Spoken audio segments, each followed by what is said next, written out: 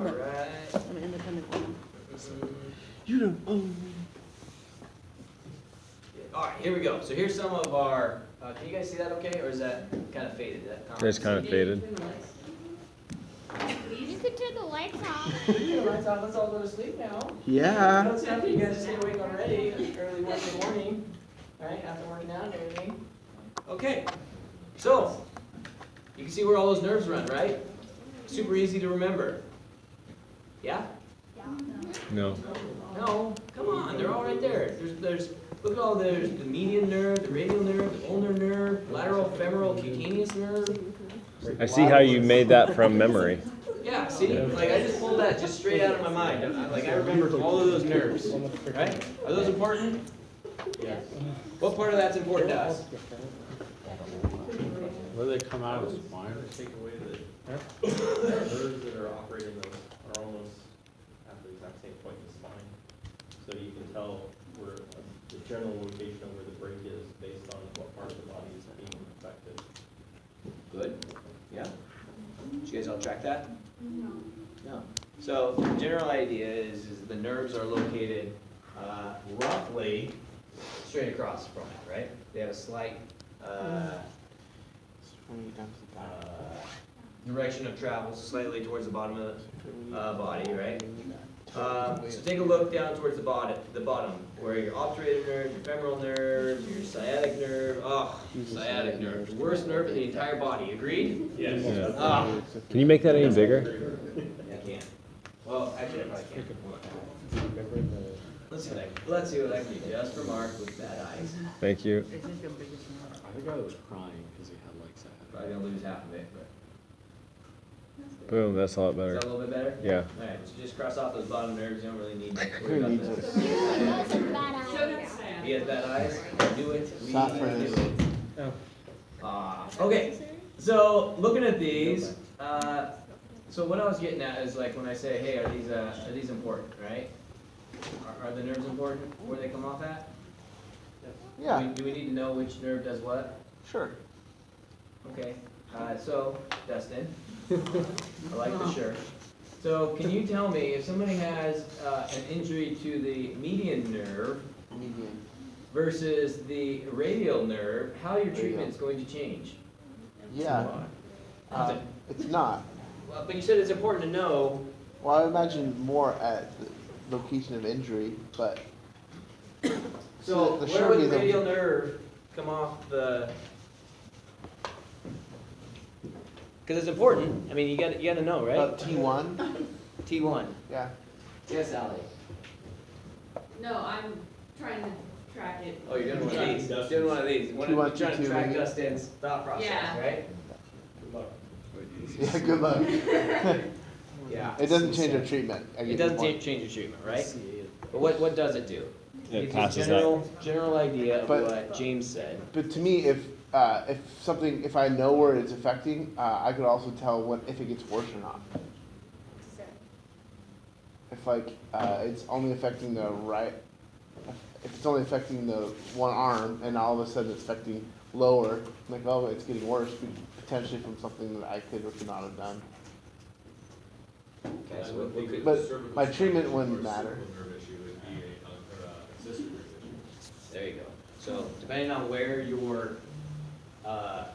nerves are coming off, right? Because we talked about the cervical being the big ones, right? So if you know that you're having nerve issues up in the shoulder, right, or in the arm, take a look at where that comes off at. Ignore the C8 thing. I don't know what that's all about. I say ignore it. I saw eyes being like.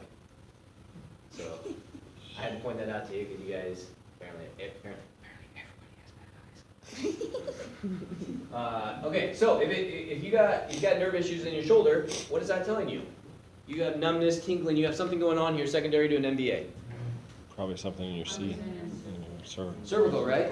A concern. Yeah, they have no neck pain whatsoever. But They got shoulder numbness. They're pain. like, hey, I got numbness in my right arm, right shoulder here, and they're involved in a rear end style accident. So They rear-ended somebody. we're gonna take our C-spine precautions. Okay, why? Why? Because they've got secondary effects from No nerve pain doesn't- damage. No pain doesn't mean no damage. Right. So when I said, hey, does it matter where these nerves come off? Does it matter? Yes. Right, because it tells you a general area, general direction of where that injury potential is, right? Okay, so to remember these, let's see if I think I got it on the next page. Let's go more, but I'm gonna find. There we go. Okay, so key locations. C3 is your collarbone, right? So if you have numbness in your collarbone, right? So C3, is that a big one for you? Yeah. Why? Really close to C1, C2. Yeah, because it's really close to C1 and C2. If you have damage at C3, what happens around C2? What happens when there's damage at C3? Swelling and inflammation. How close are we to C2? Oh, just neighbors, right? Yep, and you don't normally just damage one, right? So now you have injury potential at C1, C2. Are we concerned? C1, C2, those are our big red flags, right? All right, so your little finger, C7 region, right? So we're good there. So you know now from C3 through C7, basically it goes from here down the arm portion, right? So then you have the nipple line, T4. Does anybody have a good, easy way to remember? Janae? Oh my god.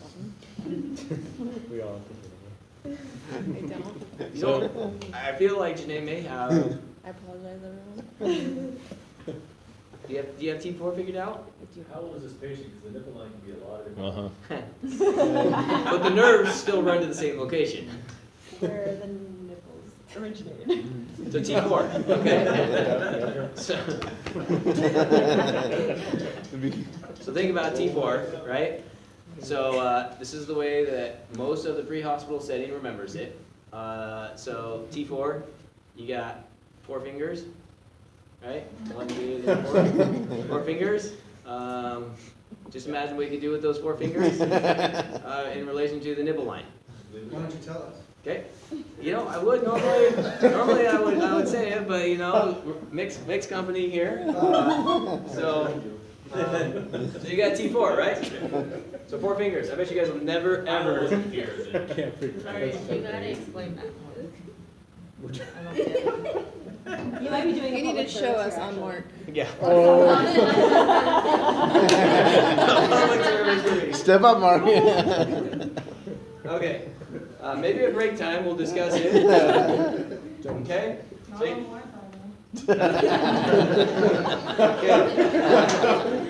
So we have T4, right? T4. See, you just gotta remember T4. It's very. Okay. I gotta wait till the little heads are looking down the other way. Okay. So all right, T4 is good to go. You guys never gonna forget T4. Hopefully not. Never. Piece of cake, right? Okay, moving on down. Now we're at T10. Is the umbilicus? Was that C7 to T4 is nipple line? No. Just T4. T4, injury at the nipple line and down is roughly T4. Okay. Okay? So now we got T10. Anybody got any special T10? It's T4 T4 is the nipple line to No. So if you have injury at T4, right? So say you are severed at T4, okay? You're gonna be paralyzed from the nipple line down. the. Okay? So everything just go with, it goes distal, okay? All right, so T10, umbilicus, okay? It's a 10, right? So you always gotta start with the 1, right? Like the Pillsbury Doughboy. 1 plus 0, 10, right?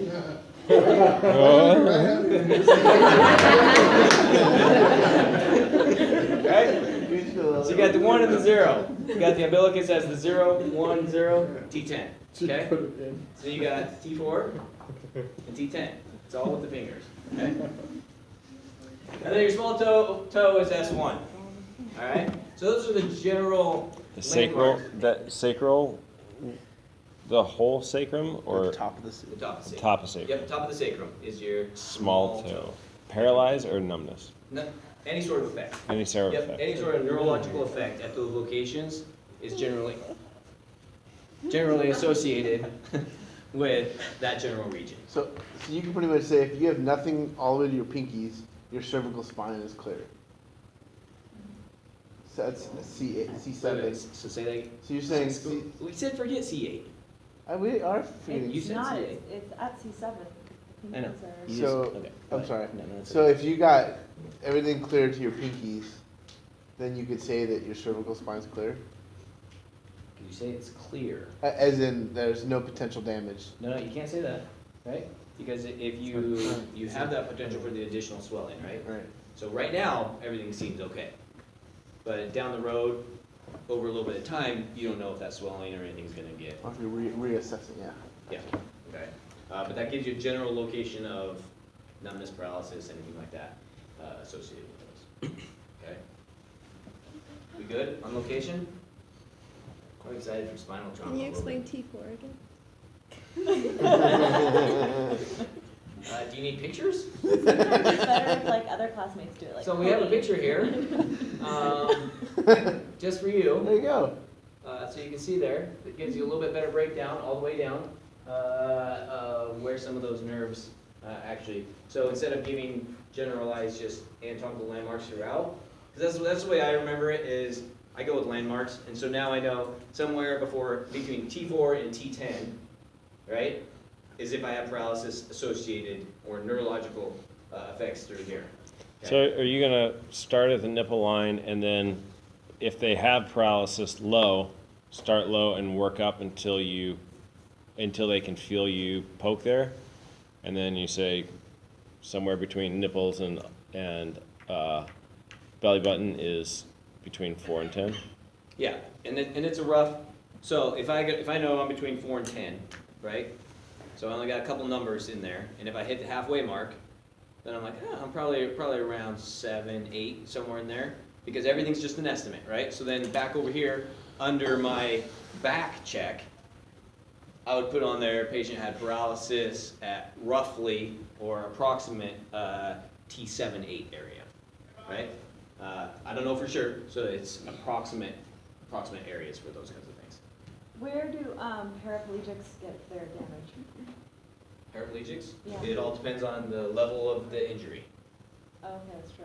Yeah. So depending on so like my I buddy. guess I was thinking T10 or below, but So, it could be, Yeah. So you can be paralyzed all the way up to all it means is it's all the way not up to your here arm. because your arms are still working because this is all C stuff, right? Yeah, that's true, So you okay. got your C stuff, and then you got your T's that start working a little lower. So depending on the location of injury Okay. is where how paralyzed. So some people will be just numbness tingling from the knees down, right? So if I had numbness tingling from the knees down, where would my fracture be? L3. L2, L3. Yeah, so I would probably guess right around L3, depending on, L3, maybe a little bit lower. So what happens if you have somebody that's paralyzed like this? That's a good question. Holy moly. Partial separate? So remember our vertebrae, right? Mhm. Remember how the nerves come out of the vertebrae? They come out on each side. And then They come out on each side, right? So can you have injury or damage just to one unilateral side, right? So you can have damage high and low, which is gonna affect different locations of where those nerves are affected. Different inflammation around the injury Maybe site. nerve, not spinal cord injury. Correct. Okay. You can also be classified as a quadriplegic but still have use of your arms. Mhm. Really? Depends on yeah, my brother was classified as quadriplegic. Yeah, the but amount he of, still had full mobility above his Huh. Yeah. Then why the quadra? Huh? because you have he nerve. had Oh, go ahead. some nerve damage and he had a little bit of diminished ability. And if you want to play the system a little more, it gave him more benefits out of it. But he still did have, for instance, he had 14 inches of his spine fused and he was blinded on the operating table, long story short. So there's a lot of shit going on. But he was classified as a quadriplegic because he had numbness on this side, but he still had full use. Do you have grip at all? Full grip. Full grip, just underneath the arm was. You run all the way up on the inside as well, or just down distal? So be T. At what level was it? I guess T. Because that sounded a lot like T1, T2 area. Well, we had 14 inches skews, and I think it went from T2 to T11. So that looks, yeah, so basically, so probably everything from T11 down, because we talked about from the injury site down, is gonna have paralysis, and so then, yeah, so that would make sense, based on that. Okay? Okay, Janae, is that a good enough picture for you? Yes, thank you. Okay, you're very welcome. All right, so here you go, here's showing some of how the nerves come out. So this is where you would get some of your neurological unilateral paralysis. Can you get pressure where you have inflammation swelling around some of these areas with no damage on the sides here? Right? So you can have, will it more than likely increase or decrease with the time you spend with them? Increase. Okay, so why do we, so how would we continue to check this? What are we doing? Continue to do our neuro assessment. Right, neuro after neuro after neuro, right? Anytime you have some sort of trauma activation stuff, so, is this trauma activation? Yeah. Yeah, you just said so. I know, dang it. Got going ahead of myself too far. Why? What? Because it's spine. What? Neurodeficits. Any sort of neurodeficits at all becomes a trauma activation. Mandatory or paramedic discretion? Mandatory. Mandatory, nice. Okay, see, you guys are getting it. You're getting it. Here's a couple more different locations.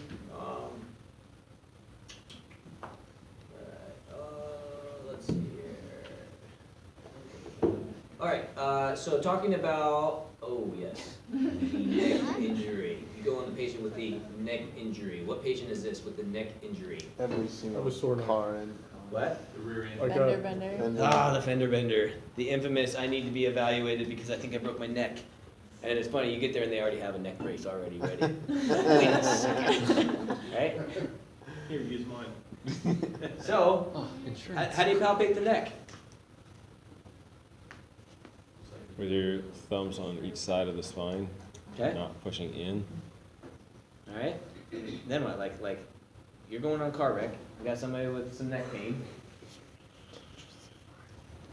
So you're gonna hold C-spine, palpate down the neck, both sides, the muscles, and then check. The muscles. Oh, That's probably where they're having a problem. the muscles. You go down here too. Well, the muscles on both sides of the spine to try and determine if it's going to be bone or muscle tenderness, and see if there's step Alright. off. Come check my neck for me, Mark. I want you to tell me if I need to be C-spined or not C-spined. Oh! I'm just kidding. I feel a little discomfort. Okay. Yeah. Yeah, let's turn sideways so they can see what you're doing. All right. So start the muscle. Dream come true right now for you. Start the muscles down, and then Wait, what are you doing? I started on both sides of the What? spine. What? Yeah. Oh, We'd be holding C-spine. okay, just checking. Having somebody hold C-spine to hold you, okay. and then you ask how I would check, not how I would deal with my patient. Oh, okay. So Because all patients are, okay. first off, we're gonna have my partner hold C-spine, and I need you to answer me with yes or no answers. Don't move your head to nod yes or shake no. Do you understand? No. Great. All right. So we're holding, look straight ahead at the whiteboard there, and don't move your head as James is gonna hold your head straight. Look at him. I'm gonna feel on both sides of your spine. Tell me if you feel any pain. No pain. All right. Oh, yeah, Right there. No, not there. Is there anything down here? No. All the way down, both sides of the I spine. didn't have to use a copay today. What? And then checking each of the vertebrae since I didn't have pain as I went down along the side. And then check for nerve deficits. All right, so if I have no pain at all during any of that, but I called you for neck pain, Or to say, what's the neck pain you have? Strain. What was it, the back? I mean, You said they say cervical it's the back of the spine. neck, You did. front of the neck. So you palpate, so we palpate the spine first, right? So we run down the spine first, check our spinous process. And then, Check for movement, possibly, like, sort of onto it, not yet, you don't want them doing anything yet until you've fully palpated, right? all the way We down. want to not be afraid of touching people. I know you guys are having a hard time with that at times. We don't want to be afraid to touch people, right? So, Dustin here, nice try. Yeah. Okay, so as we go down, right, we're pushing down, we're doing our check, right, we've done that, ran down everything, ran down all the way. Woo! Yep. Oh jeez, English. Okay, so once we get to there, anytime you're checking the neck, you want to check lateral as well. You want to check out here, right? You want to check out and check because you're checking the muscles, right? So you're checking some of the muscles, and a lot of times you're going to get people with pain out on the lateral side.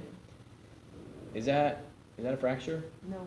Not necessarily, Can but you we don't roll have out? X-ray vision. Let's clarify. Let's clarify your thought process. Not necessarily, right? So, does this person need to be C-spined? Well, Probably, yeah. they could use further evaluation to help you determine that. Ooh, further evaluation. Good. So now, I got this. Ooh, I'm holding my neck when you get there. It's over here on the side. It's a lateral pain. It's a lateral discomfort. Ah, geez, it hurts really bad, right? What kind of things can we do? Well, Now that we've palpated, we found nothing other than pain over here. Is that So, All right. So do we before you wanna range of do- motion, what do we need to check? CMS? Neuro stuff, right? The CMS and hand grips would affect your All right, cool. So now we're to that point. We've done our CMS. Everything looks great. Perfect. No missing tingling? No numbness and tingling. Neuros are all intact. Everything good. I can feel everything. All right. Range of motion time. I'm gonna say no, but I feel like yes. Who wants to do a range of motion I test? don't think we should do range of motion at all. Yeah. You just told us I just want to be evaluated. That's all I want. I don't want to go to the hospital. Yeah. I just need to know if you think I need to go to the hospital. I was involved in this very serious car accident. There's a scratch in my bumper. I got scratched on my, actually, my car wasn't even involved. I saw it in my I next just saw it, they were like this, right? So, range of motion, yes, we're gonna do a range of motion on this person, okay? And when I say range of motion, so very slowly, right? You're gonna have them, hey, all right, so whichever side is injured, you have them look away from that side first, right? Because if they look away from the injured side, what's it gonna do if it's a muscle? it's gonna hurt. Feel your own head as you look away. So imagine your right side's hurt and you're looking to the left. It's gonna stretch that What does muscle. what does it, yeah, there you go. So it stretches your muscle, right? So it stretches things out. So if you have increased soreness on that, it's like, oh, okay. If you come back this way, and look to the right, what's it do? It relaxes that It muscle. relaxes that muscle. And it's like, oh, hey, the pain goes away when you look this way. It's like, okay, now let's do a chin to chest. Nice and slow. You gotta preemptive strike it and say, hey, if you have pain, discomfort, anything like that, when you're doing this, stop immediately, right? And so then you can go down, do your range of motion check, and check it in, okay, side to side, around, okay, no, nothing hurts, you just got a little discomfort on that side. Does this person need to go to the hospital? Probably not, right? Does this person get the, hey, your body's gonna feel like it was in a car wreck, it's gonna hurt for a couple days, you're gonna be even more sore tomorrow, if it's Ambulance ride is $25,000. maybe like 30,000, depending on if I'm taking you or not. It all really just depends, right? But you paint that picture of, hey, right now you can't really tell 100% whether or not we don't have X-ray vision. It doesn't appear, more than likely, it's muscular in nature. But if it bothers you for any more than a couple days, you should probably go in and be seen by a doctor, right? The doctor's gonna be like, why did they show up here, right? So rest, ibuprofen, anti-inflammatories, whether or not they ice, hot packs, stuff like that. If they have muscle relaxers at home, those are always good. But yeah, just kind of giving them that approach of, hey, you know, it's probably not something that needs to go. Now, to back up a little bit, you're palpating, and you got pain on that right side, and they go to do a little movement thing, and they're like, oh, that hurts. It's like, oh, well, where does it hurt? It's like, oh. Let me palpate. As they turn, it's midline pain. And we're done. See Then how- we're- And we're done. Sign my refusal. Have a nice day. Goodbye.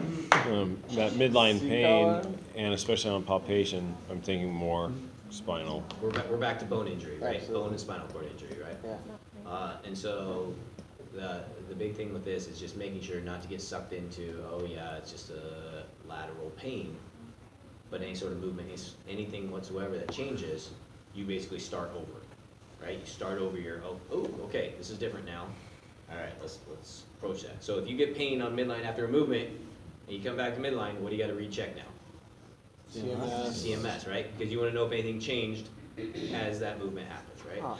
And I'm talking to him the whole time, being like, oh, hey, you got pain right now. Anything changed? Any numbness, tingling in your fingers, toes, anything like that? Dizziness, lightheaded, anything like that while that's going on.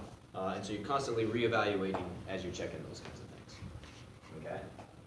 So the infamous neck injury. Not all neck injuries need to go to the hospital. Some of them, they're gonna say the right thing, and they're gonna get it right to the hospital. Okay? So know what to say is what you're saying. I know what not to say. Be amazing at your job, is what I'm saying. No, I mean as a patient. You're What to just say. asking what you wanna say for the next time you get into an accident. Exactly. Yeah. Know what to say to get it right. You sucker. All right, so some of the types of injuries, you got hyperflexion. What type of accident would a hyperflexion be? Good luck. So if you're kissing the chest, right? So immediate stops, you rear end somebody, right? Hyperflexion, hyperextension is your whiplash. Excessive rotation. Chiropractor? Yeah? I'm thinking about the severing of the arteries from the chiropractor. Right? Yeah. So lateral bending, you can only go so far, right? Some of us can only go so far. Others can go farther. Other people can go upside down, sideways, and crooked and put their feet over their head, right? Yep. All right, axial loading, some distraction, combination. All right, let's look at some pictures here, okay? Oh, are those bad fractures? Yeah. Yeah. Yes. See, how come you guys can't pick up as fast?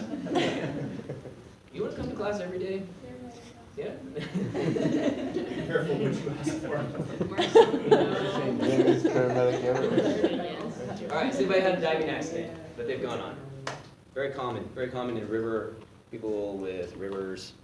Nope. Sorry, did I We have interrupt people that you? go up on the diving board and like land back on their head because they can't do a flip right. I had someone land on me jumping off of the diving board while I was in the water. Like they landed on my head. Were they I was okay? gonna say, did they survive? Yeah, they were fine. Did I you was drown? floating for a little bit. Were you unconscious? I like kind of blacked out for a second and then like floated up to the water. And then you That's the floated good to the stuff. bottom, you looked up, and you saw the light, you're like, oh, I gotta swim.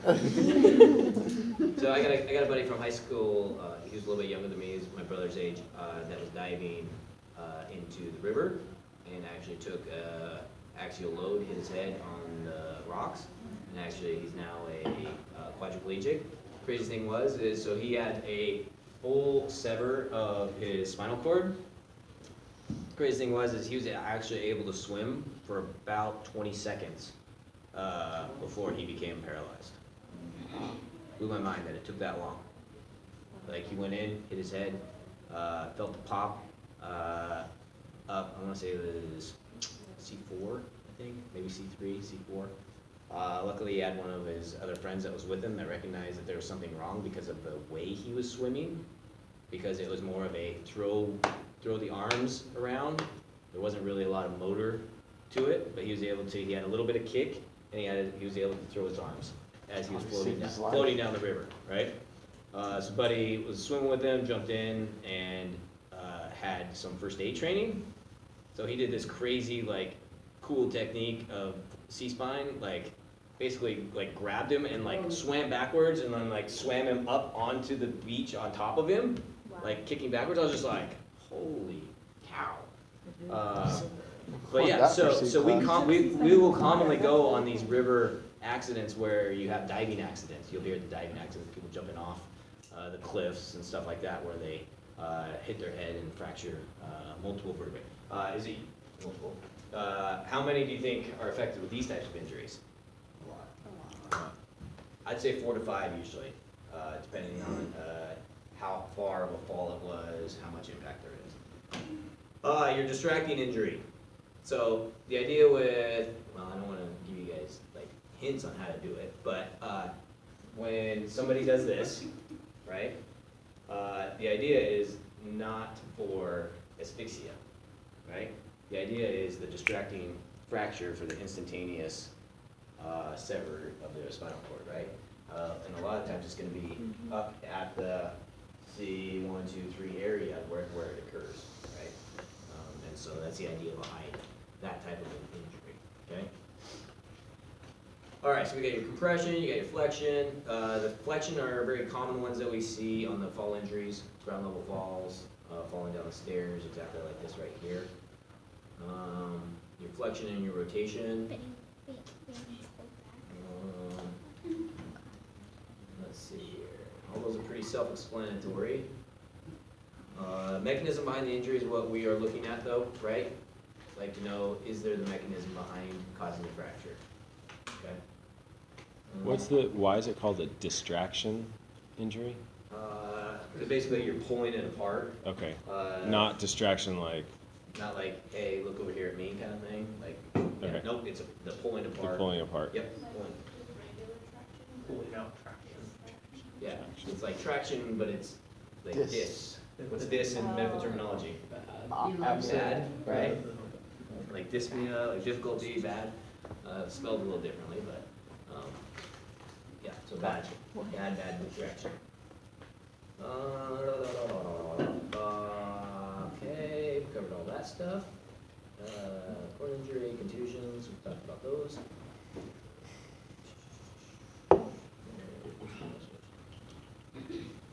Hey, did you guys get the PowerPoints? Are they on Moodle? Yeah, all of them. Okay, cool. What?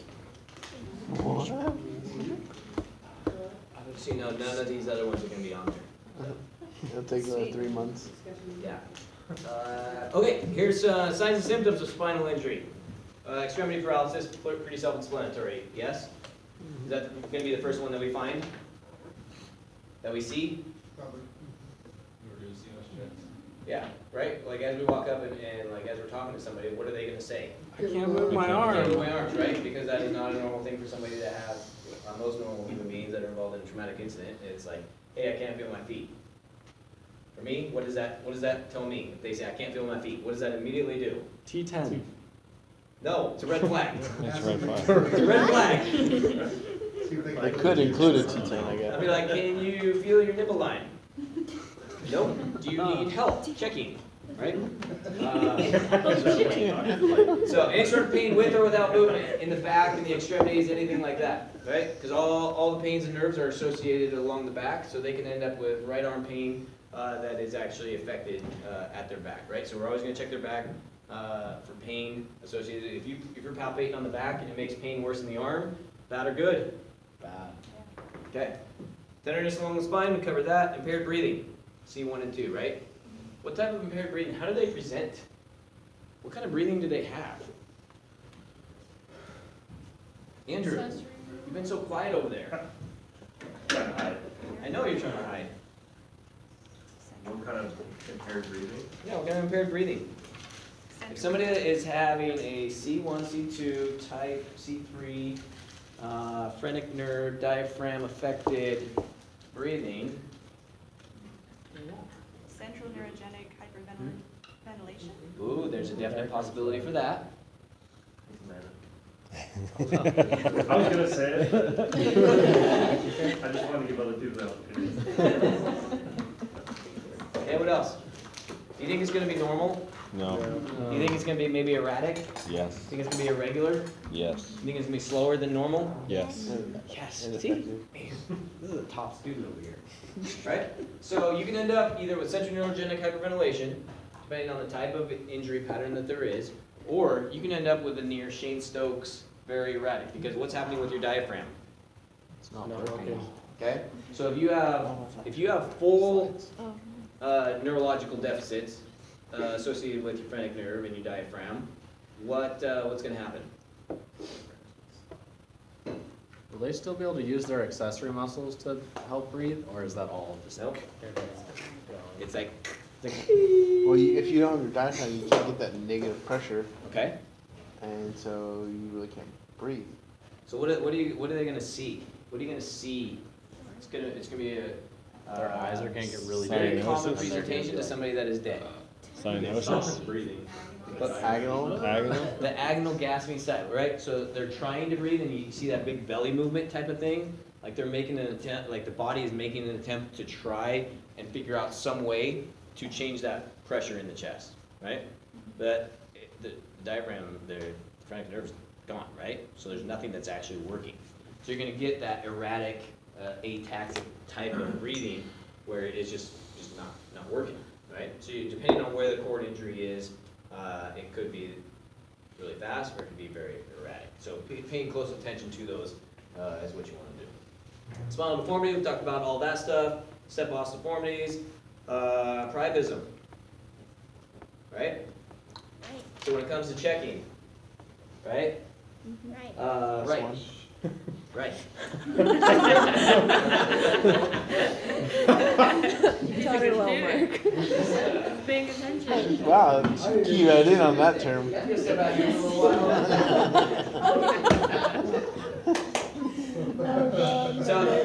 So neurological effects. I've never seen you red flush. Like this. Neurological effects is something that is very common in paralysis style patients. It is something that you have to worry about, be concerned about. It is definitely something that you have to check. You cannot be afraid to check, right? It is one of those things that you have to double check and make sure that because it is a positive sign for neurological issues. How do you go about that check? In the double check.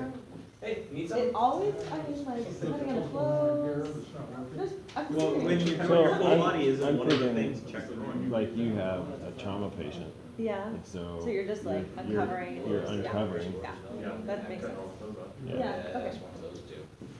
What are you looking for? That phone line's not working. He looks Phone as lines. if he's not gonna get in front of the class and bring all the chocolate. No, phone port. There's a phone port, it's not working. Was there s- You guys know anything? A phone port, Phone one of these two. We don't have a phone in here to, They said there's Plug some in. sort of conference call that they're gonna have to make, maybe that the phone's working for Marlene. Oh. Is it the cord coming out of the desk there? This one? It may be, that's just, you got that one there? There's also another one against the. Let's try Sarah. No, I didn't mean, I wasn't trying to be facetious about it. How do you check? so if we have a We talked about spinal patient, or a patient in trauma, aren't we removing their clothes to see what else has gone wrong? And so Yes, it's just a visual. Yeah, it's one of these. Yep. okay. Nope. Would you have that with female patients as well, and how would you tell if it? It's a good question. It's a good question. What was the question? Would you have it with female patients as well, and how would you tell if it was happening? Because it's very obvious with men, so. Sometimes. Yeah. I'm just stating the obvious. Whoa. Wow, that was brutal. And just so we're clear, females can also have priapism. Yes. No, I mean, I'm totally comfortable talking about this. We can talk about it maybe during lab. Look, we can get much more specific in lab if you have to follow up on some questions in lab. Cool. Is lab a good time for you? Yeah, I will, yes, Is lab gonna be a good time? Yep. Okay, cool. things will be different in lab. Okay, cool. All right, so posturing, okay? So we're gonna move on from that. So posturing, we've talked about posturing. Which ones?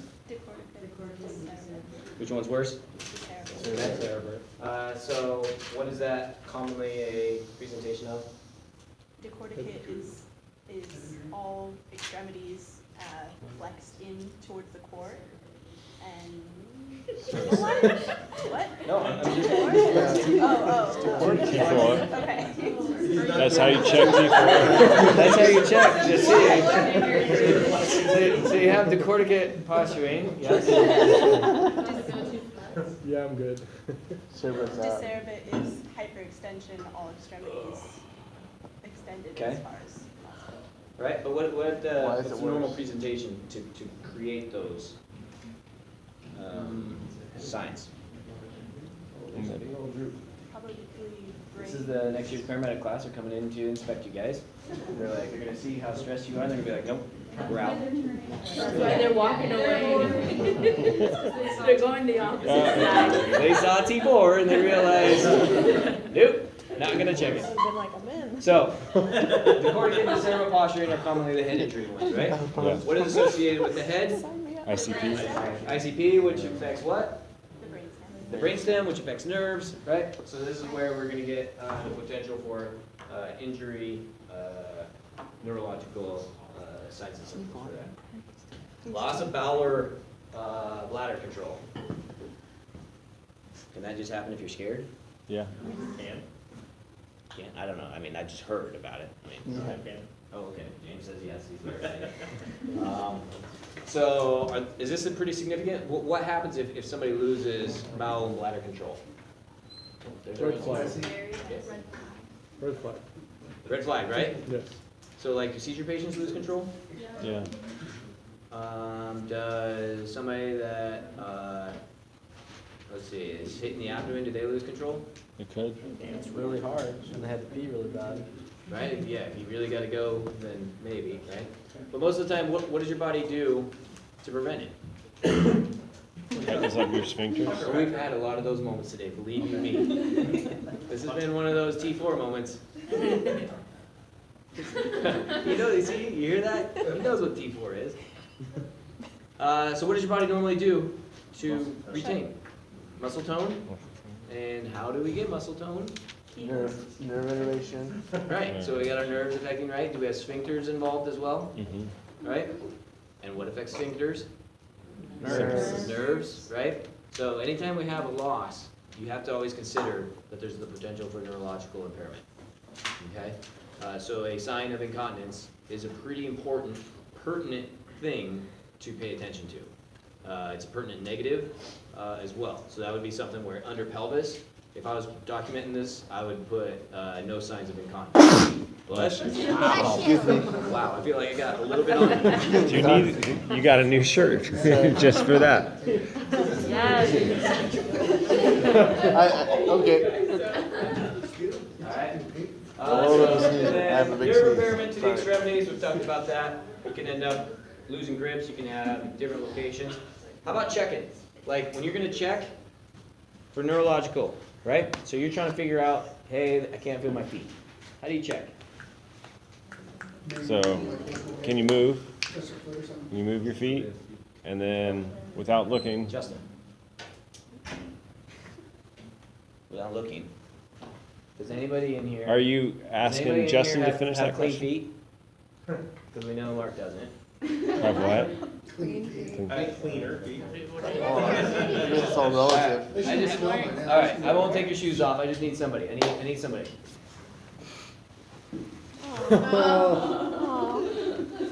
All right. So go Get some ahead. gloves. Get some Please. gloves somewhere. Oh, we practice with gloves. You might want to consider this a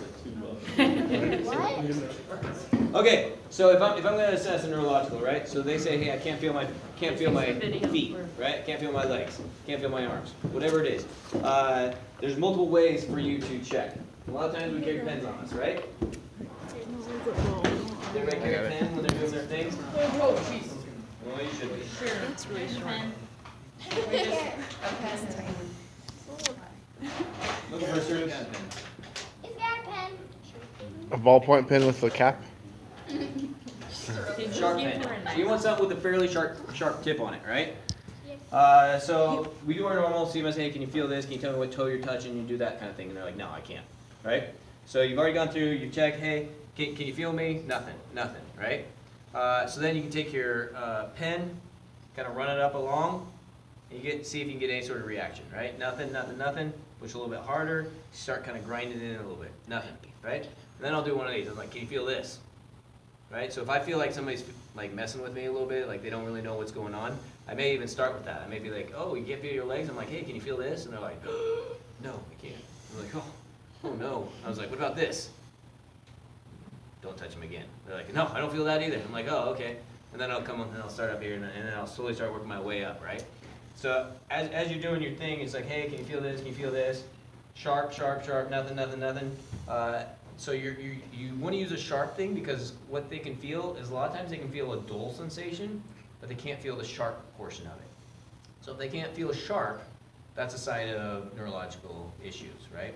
So yeah, I feel a little like numbness or pressure with the just normal touching, but hey, is this dull or sharp, right? Is this dull or sharp? It's like, hey, yep, I got dull, dull, dull, dull, dull, or sorry, dull, dull, dull, dull, dull, and then you start to hit sharp. It's like sharp, sharp, sharp. What does sharp mean? It's like, That means that stuff is fairly intact, right? So if they're dull down here, what am I thinking? Lower spine area. If I'm up here, dull, or nothing, nothing, nothing, nothing, nothing, nothing, nothing, nothing, nothing, nothing. Oh, I got a little dull, dull, dull, dull, dull, dull, dull, dull, sharp. T4. Oh, T4 right there, jackpot, right? Am I gonna stop at T4? no. Never. What am I gonna do?